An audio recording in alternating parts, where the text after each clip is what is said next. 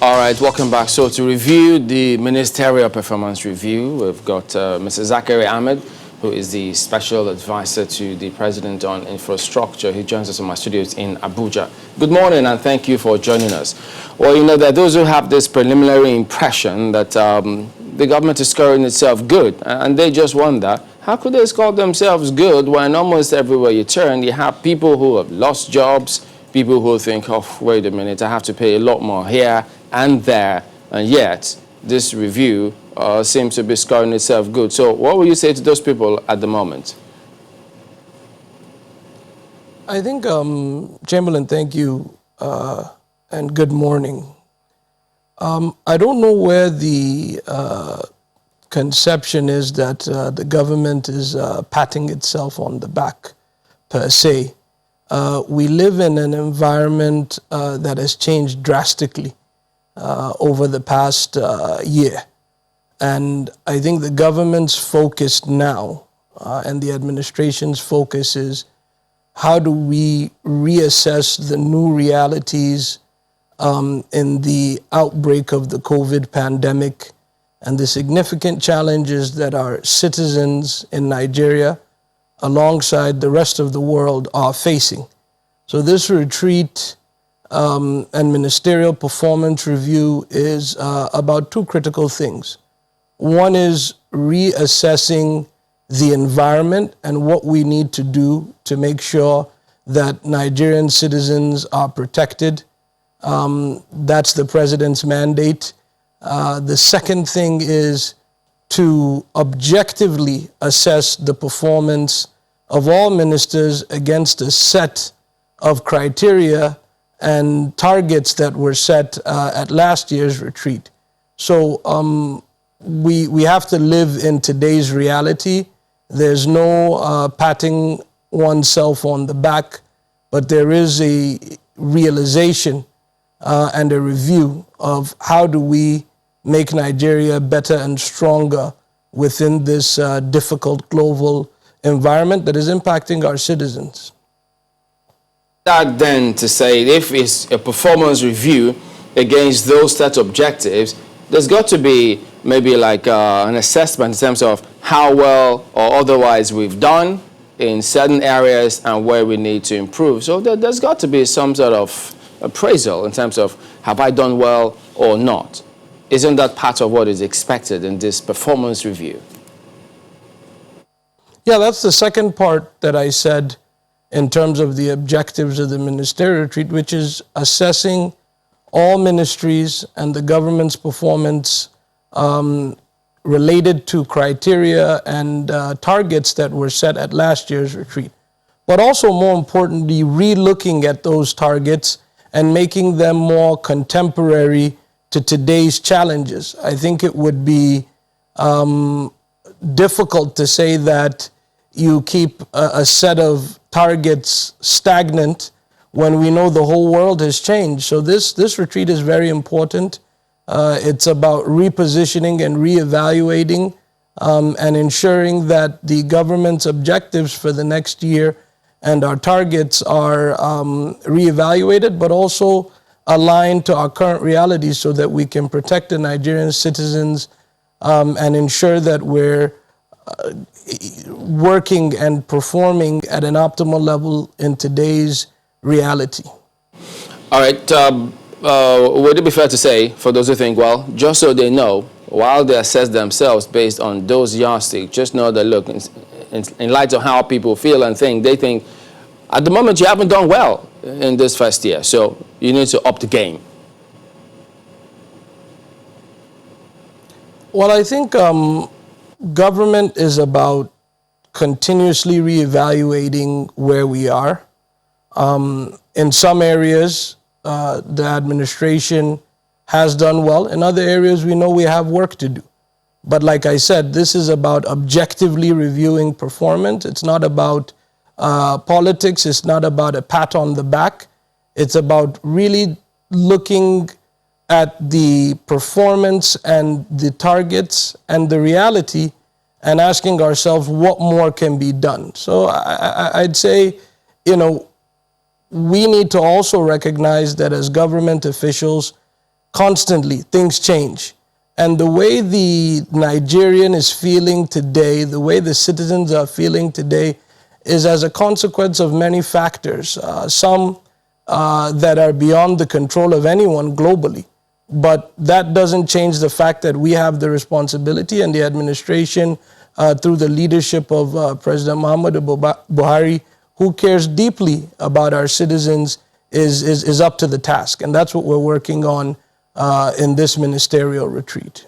But I don't know if this ministerial retreat will also factor in an issue that the president has raised with a number of times, and that is the function of collaboration.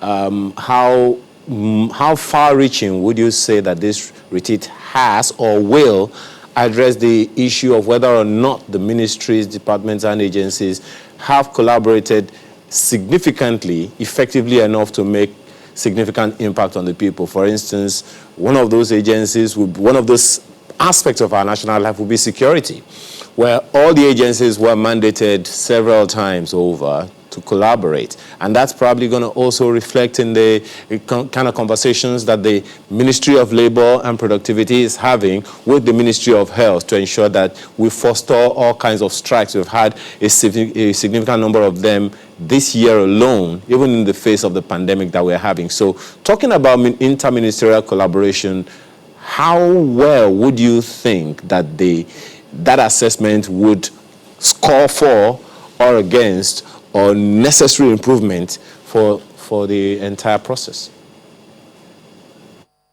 That's a great question. I think we must understand that no one in the government can exist in a silo.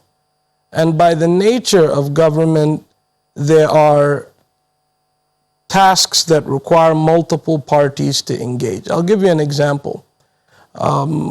The Presidential Infrastructure Development Fund is a partnership that involves the Ministry of Works. If you think about the Second Niger Bridge, Lagos-Ibadan, and the Abuja-Kano Road. The NSIA that is providing the secured funding to ensure that those projects are executed on time is also involved. And then the Finance Ministry is ensuring that there's an objective assessment on the performance. And then the presidency has an overview on that. Something we were discussing at the retreat just yesterday is the continued collaboration between the Agricultural Ministry as well as the Water Ministry, given some of the engagement on ensuring that there's irrigation support to make sure that farmers can continue to farm year-round and support their yield. So I would say that the point that you raise around collaboration, even as we talk of security, cannot be understated. And in fact, the Chief of Staff session yesterday, as well as some other guests, really focused on that point. But I think by nature, everything that's designed is a collaborative approach. And I'll give you an example. For instance, the Electric Power Sector Reform Act in 2005 split out many of the responsibilities on power. And the president had mandated that we have a presidential power sector reform working group that involves the ministries of power, finance, the Central Bank of Nigeria. We even have the Kaduna State Governor for the support through NEC, and the Vice President leads that group.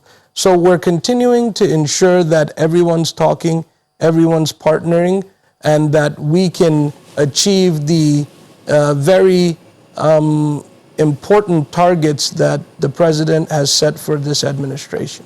All right, let me bring in Dr. Onuoha, who is an infrastructure economist. He joins us via Zoom this morning. Well, good morning and thank you for joining us. Well, yesterday, they talk about the president setting up nine top priority areas. You could call them KPIs, if you will. And, you know, of those 9 areas upon which they will assess this first year performance for the ministers, some of which include stabilizing the macroeconomy, achieve agric and food security, ensure energy sufficiency, improve infrastructure, drive industrialization, improve health, education and productivity, enhance social inclusion, fight corruption, and then again improve security. So if you were to assess based on these 9 priority areas, what will your assessment be? Good morning, Nigerians, and good morning, Chamberlains and your colleagues there. It is clearly obvious that the situation we find ourselves as a country is quite pitiable. We have a government that will do the talking and will not back it up with actions that lead to results. And I'll put this analysis on segment by segment. They pride themselves on agriculture. I will pick 3 items on agriculture which they talked about.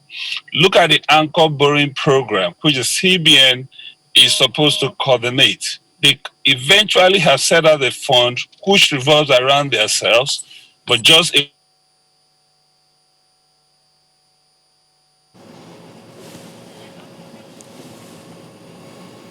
All right, well, we'll try and reestablish that connection. But agriculture, of course, you know how many talk about that. Yes, it's got its food chain, and then it has that cycle related, which is a couple of days ago, the story about food security. Do you know what the president, they equally spoke about what they intend to do about ensuring food security, because you've had poultry farmers. Oh, yeah. You've got farmers who get to the market saying, look, we've got challenges accessing our facility. That also has to do with getting infrastructure to link that up. But let's get back to him now. I believe we got the connection back online. Could you go ahead, Dr. Onachi? okay. So I was just talking about the anchor borrowing because I decided to pick on the agriculture. And that is a clear example. When those you think should access the fund cannot access it, then you have no scheme. It becomes a failed state. Then you talk about, still on the agriculture, they have a National Agricultural Mechanization Program and the Presidential Fertilizer Initiative. In these 2 programs, they have claimed to have spent over 600 billion on them. But the question you ask yourself, who and who benefited from this? What is the fertilizer production? How many fertilizer plants has emerged in this few time? Because when we talk about this economic recovery, these are clear statistical information that we should be able to look at and say, yes, it is working or it is not working. So I will pick on that and I'll tell you, please, we have a failed case on that agriculture part. Then you look at the level of business inventions they try to create or try to do. First and foremost, they created the Development Bank of Nigeria with an injection of $1.5 million into it. They also injected another $1.5 million into Bank of Industry. But what I ask myself and what every caring Nigerian should begin to ask is very clear.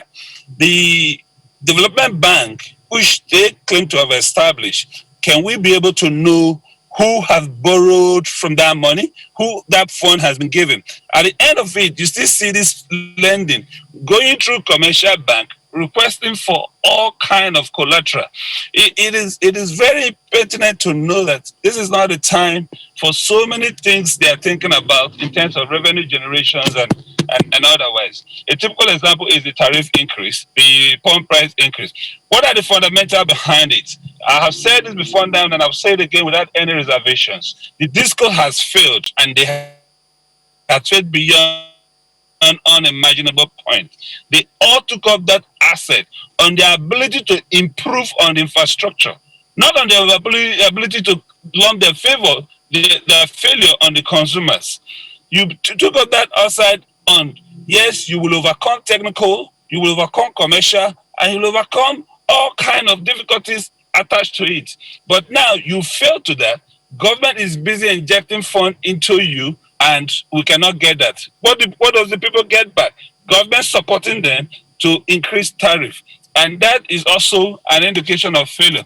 Dr. Nashi, just a moment. Look at again. Could you, let me jump in and ask you, just hang on a moment, you'll continue in a bit. Could you, with specific reference to the Anchor Borrowers Program, well, you say how many have been able to access it? Well, we know that there are reports of people who have gotten access to the fund. So what specifically is your point in terms of accessing the fund? Is there a certain percentage of people who you think should have accessed it and haven't been able to get the funds, or what exactly?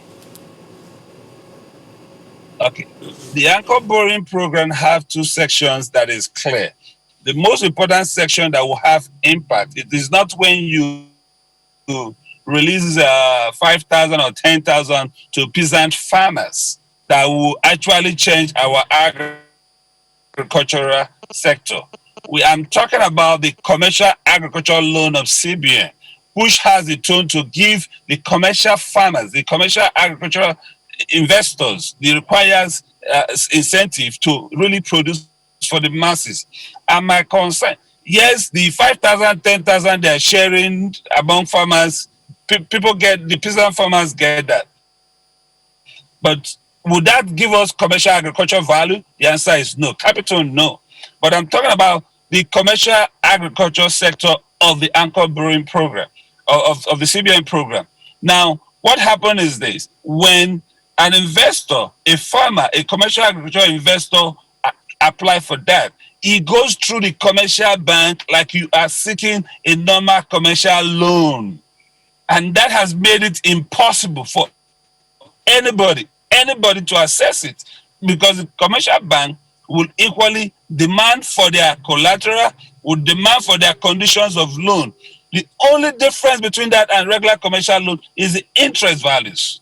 And that is a concern. So let's take it to Mr. Until we begin.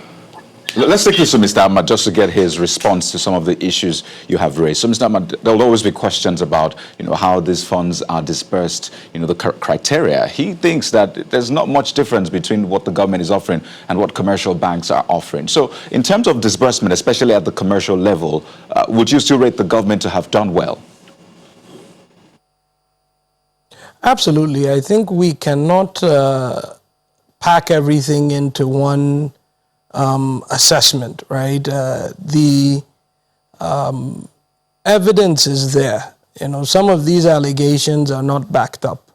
If you look at the work that the administration has done with RIFAN, the Rice Farmers Association of Nigeria, the revolution that we have of rice in places like Argungu, in Kebbi, the rice mills that are coming on board every day all across the country, specifically some were commissioned recently in Kano and other areas. When we think about the fertilizer, the blending plants are there, the 6 that have been developed for everyone to see. There are areas to improve, and the government understands that. That's why we continue to work to modulate and improve our performance based on feedback.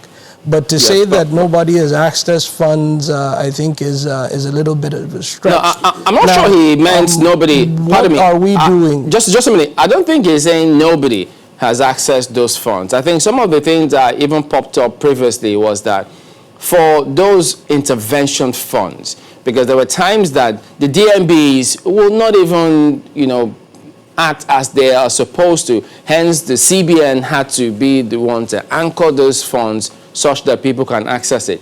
So, should that be the case, what plans are there to ensure that the DMBs make these funds available to people without huge collateral? And then moving forward now to ensure that the basis, the platform through which either this list is generated or accessed, there's always a question around all of those. I think those are some of the issues that they are raising here. No, like I said, let's have an evidence-based discussion.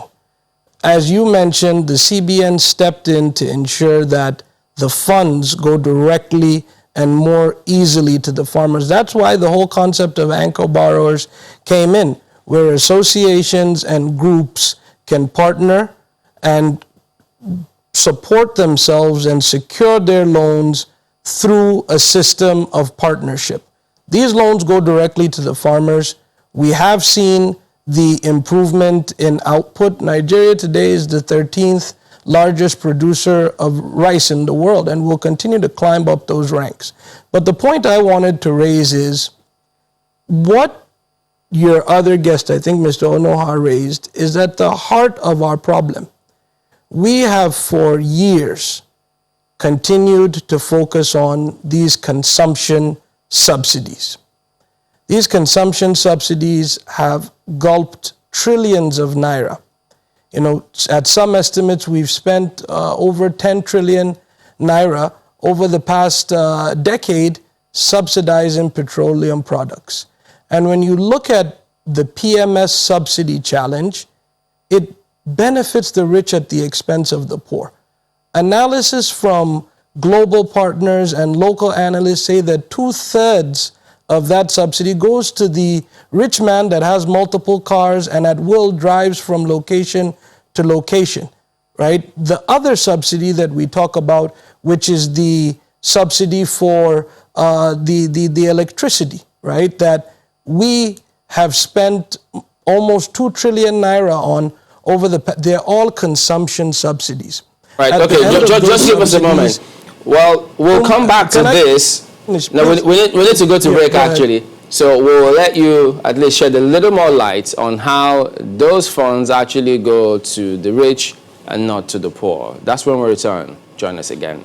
Welcome back. Well, we'll come back to Zachary in a moment, but we need to get Mr. Nachi to quickly respond to some of these issues which you raised. He's spoken to some of those, particularly the Anchor Boros program and then the subsidy regime. What's your impression about what he said? Okay, Chamberlain and Nigerians, when we come for a discourse like this, is for us to tell ourselves the truth and make an improvement on it. It's not anything to lambast the government, but always state the fact. What I'm putting to the government is the commercial agricultural scheme is a monumental failure. They should go back and review that document and the process and procedures. When you talk about the Arengogo farms and the production of rice, they should also investigate to find out that today, most of the commercial farmers, because they cannot get money funding from the system, they are doing crowdfunding. Individuals are investing 10,000, 20,000 into their farms and they get their returns and it works. So they should look into that. The farmers are taking an alternative, but we need government encouragement to have that full security. You cannot say by statement, when we talk about fertilizer blending, we should be specific to name them. And I challenge them to name and when they were established, then we'll be able to correspond with this. And that's put by the side. I want Nigerians to realize that within this 1 year or within this government of time, there are several executive orders that have been issued by the president in order to improve business. But one, Executive Order 1 talked about improving business environment. Executive Order 2 talked about promoting local procurement. Executive Order 5 talked about local content in contracts. Executive Order 7 talked about infrastructure development. I challenge them. Can we go to Ministry of Works then and we'll review the payment that we use or the contract that we're giving? You also will realize that this set of jobs we're giving to foreign companies. So how are we applying these executive orders that are issued? You know also that Executive Order 10 talked about financial autonomy for state legislature and judiciary at the state level. Can we say as of today that we have that order? Do we have a president that will issue an executive order that will not be implemented? Does that make that president a toothless bulldog? We need something that can work. And I'll also take you to some financial issues that cut across. Today, our debt profile by 2021 budget will be using over 55% of our budget to service debt. And so states cannot even service their loan. They're being restructured. So this is a great concern. When we're evaluating performance, we'll come with clear mind to discuss it, to say it clearly. All right, Dr. Nachi.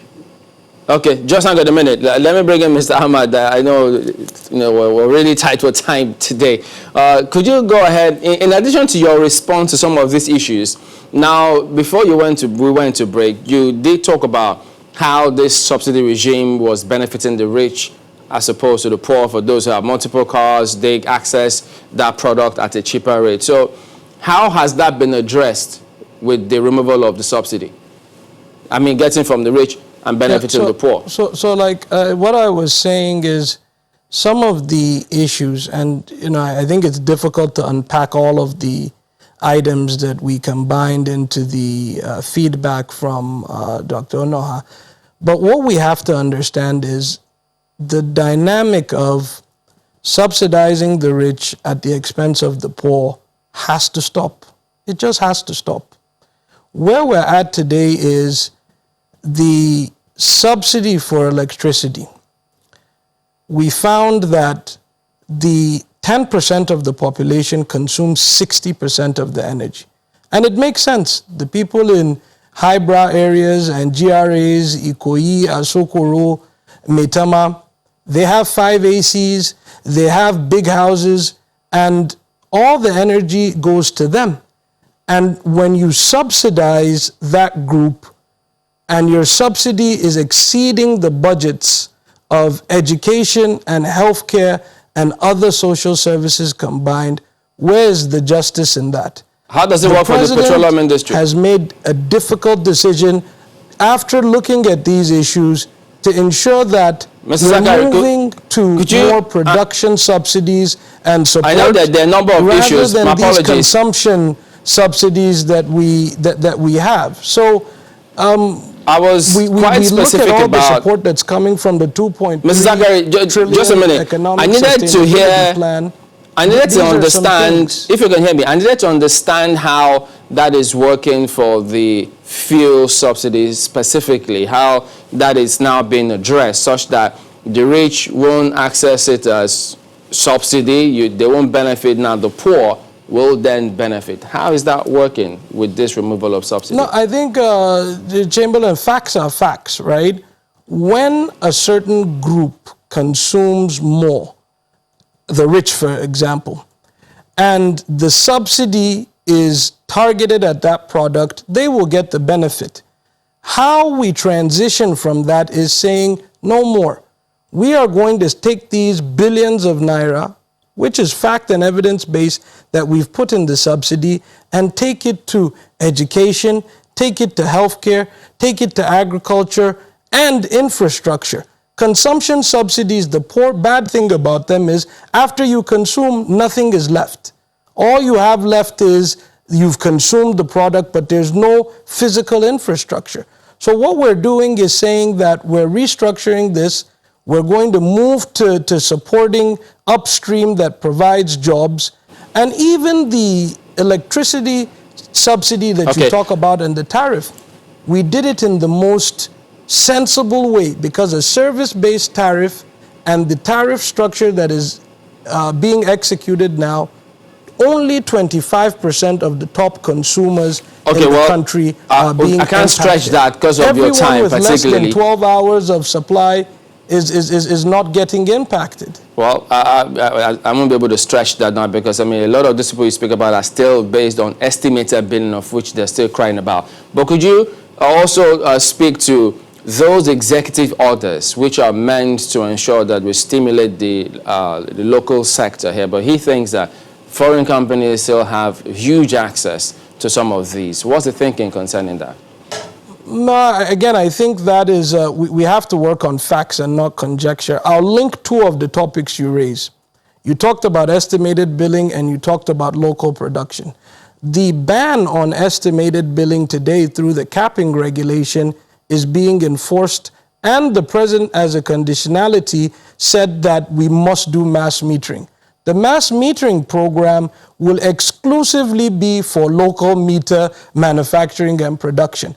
We will spend $200 million plus buying 5 million meters and giving it to individuals to further reduce losses in the sector and eliminate any iota of an arbitrary or estimated billing.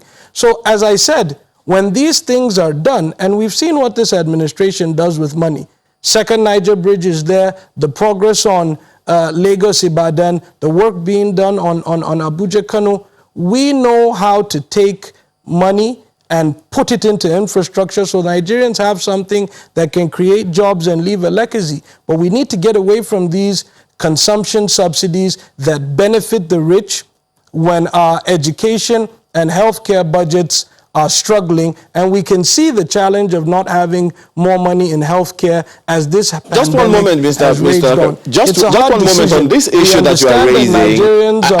I think just one moment. My apologies. I think it's a good idea, just as many people continue to say, but there is supposed to be a condition precedence to the increment in the electricity tariff. Meters were supposed to be dispensed ahead. It was the order of the president. No action was seen as a consequent upon that. And then that there was that increase. And then everyone across board is affected. Look, just one moment. The president and everyone, just one moment, please. The president can say and has said that the people on the lower rung of the ladder do not have meters, their electricity tariff increased, but that's on paper. When you go to the streets, their experience is different. And as consequent upon the fuel price increase as well, we have refineries that are not working. No one is talking about that one. If the refineries in Nigeria were working, most certainly fuel prices will be lower. Those ones, many would contend that those are supposed to be conditions precedents to these increases. What's your take? So, I mean, like I said, I think these are very sensitive topics for citizens. And I think there's quite a bit of misinformation ongoing. The Nigerian Electricity Regulatory Commission late last week has mandated that the communication for tariff structure for each and every locality in Nigeria is explained. And once that is done, some of this allegation and conjecture will be rectified. As we've stated, individuals that are enjoying 24 hours of power should pay a cost-reflective rate. Those are metered populations. Individuals that are enjoying less than 12 hours of power and don't have stable power, government is actually continuing to subsidize that population. And when you see the rates come out, you will see a crass difference between locations like Gwagwalada that are receiving low levels of power, where the tariff has been frozen in band D and E, versus people in Maitama that are enjoying 24 hours of power. That is the equity and justice that we're talking about, and it ensures that discourse must improve, right? So when you tell me that the tariff has been raised across the board, that is factually inaccurate. Let's go back and look at the numbers. But I will admit that Nigerians have not been communicated their rates appropriately from DISCOs, and NERC has mandated that that happens. Lastly, because I know we're running on time, when you talk about refining capability, no new refineries have been built in this country for successive administrations. As today we talk about, the modular refinery program is taking off. We have 6 refineries, of which the one in Edo and Imo have gone to advanced stages, and will continue to improve that local refining capacity as Dangote and others come on board. But what we're saying is, in an environment where 60% less revenue is accruing to government, we must prioritize our spending on the poor, and we are not going to subsidize them at the expense of the rich at the expense of the poor. That is what the administration is doing. These are difficult decisions. The president has taken them with care to ensure that the poor and underprivileged are protected. We put the money where it should be, not in the hands of the rich. Well, you know, Mr. Zachary, it sounds as if the rich they're getting these things on a platter. You forget they pay the taxes. The charter service agreement with the DISCOs are not even being fulfilled. But even the one for the fuel subsidy, they wonder there were certain conditions that should have been met before subsidy is removed. Well, that was not done. Labour spoke to us just before the segment. Those agreements have not been fulfilled. But just said, time. We don't have so much of it, but we know you have to run. We do thank you so much, but we will revisit this matter. I think I'd love to come back soon and talk more. All right, then. Thank you for your time and all the best. Well, let's get back to Dr. Nachi. Well, yes, you respond to some of the issues he raised, but when you speak about those executive orders, unfortunately, he couldn't address some of those. Now, the ones you speak about, the works sector, those companies who are foreign companies, as you say, accessing these funds, contrary to executive order, as you put it. But aren't those companies registered as first Nigerian companies? And then secondly, those works that are being done, well, if they inherited those jobs from the previous administration, were they supposed to have abandoned them upon the executive order? Okay, Chamberlain, I'm not talking about ongoing project. An ongoing project must be completed to whoever it is awarded to, and that is a good trend to follow.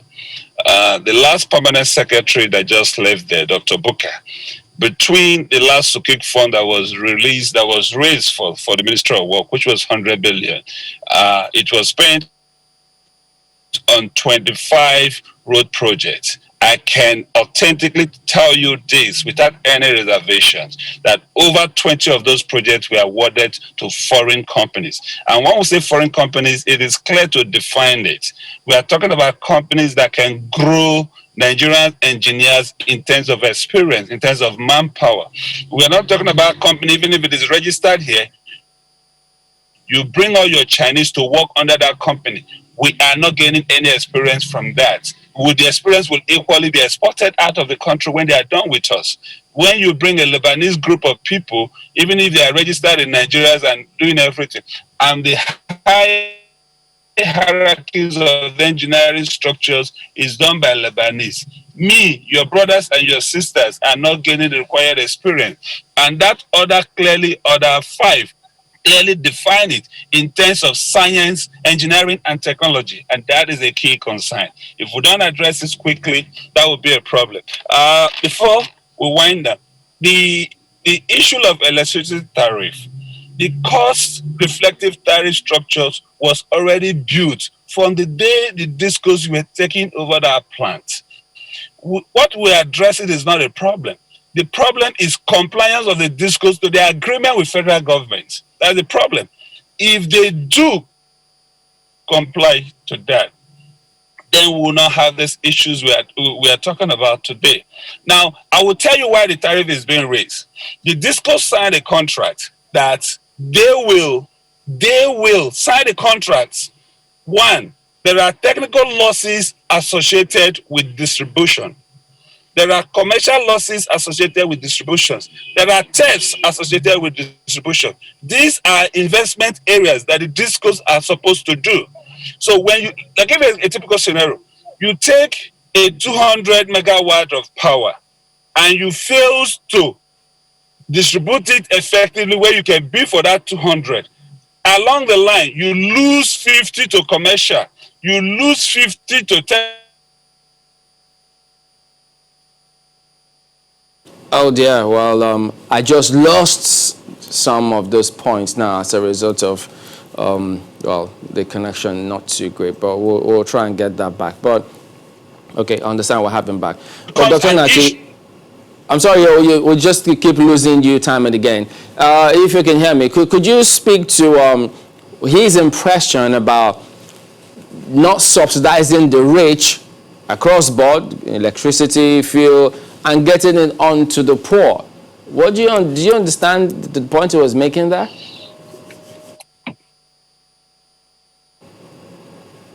Oh dear, it's still flickering at the moment. What connection is not too great, but who knows? But I was trying to see if you could understand that point, because I did also, we couldn't stretch that because of timing in terms of the tariffs that are being paid, and those who still get estimated meters, they ask themselves, so what's the difference between us and the so-called rich? There was a question Coyote raised on this particular thing that you raised once. You know, we are segmenting people based on the locations where they live, right? Cool. How about the people who work with those people who are so-called rich in these other environments. They have drivers, they have cooks, they have people who do menial jobs for them. They also happen to live in Ikoyi. Does that mean that they will have to pay that kind of funds as well? That was your question that day. Well, they live in Ikoyi too? Of course. I mean, how in the universe are you going to have a driver who works for you in Ikoyi and has to be living in Songo? Okay. So there needs to be some form of clinical, I don't want to say segregation because it sounds like a class thing now, like the rich and the poor. Yes, we know we have those, but it shouldn't be that obvious because truth is this: sometimes the lines are blurred, so you might not really know.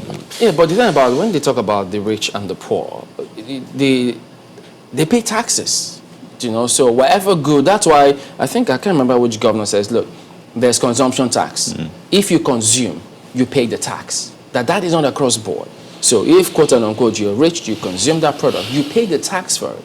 So it's not that you're accessing those commodities in a subsidized manner, as it was. So, but, okay, Dr. Nachi, let's try and see if we could just get this smoothly. Could you go ahead and speak to us? Okay, give us your concluding thoughts then, so that we just wrap it up.